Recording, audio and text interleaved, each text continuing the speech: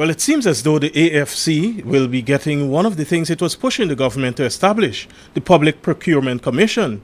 The AFC says it remains convinced that the absence of this constitutional body is one of the contributory factors that can fuel money laundering and graft.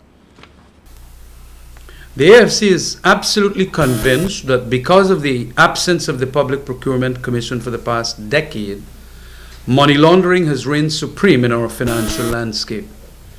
Launderers have had a field day, and they continue to make hay whilst the sun shines when the PPP government fails to establish and operationalize this constitutionally mandated body. The AFC said that while the anti-money laundering measures are needed, passing the bill without having the Procurement Commission in place is akin to locking the barn door while the fattest pig is still out in the yard. At his weekly press briefing, Cabinet Secretary Dr. Roger Luncheon on Wednesday disclosed that the government will be tabling the Public Procurement Commission bill at the next sitting of Parliament. To expect APNU's support for a role of Cabinet in procurement. It is in that context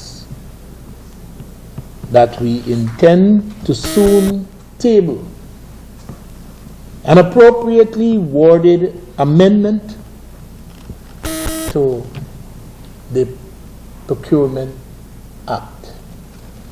The business community as well as financial organizations and others have been expressing concerns and urging the political opposition to help pass the legislation since the attendant sanctions will interrupt their smooth flow of business.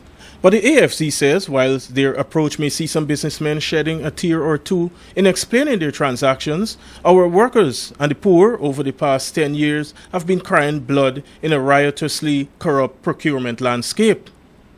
The AFC says it will maintain its position that Guyanese are entitled to and must have both the Public Procurement Commission and the anti-money laundering legislation. The party says one is not enough.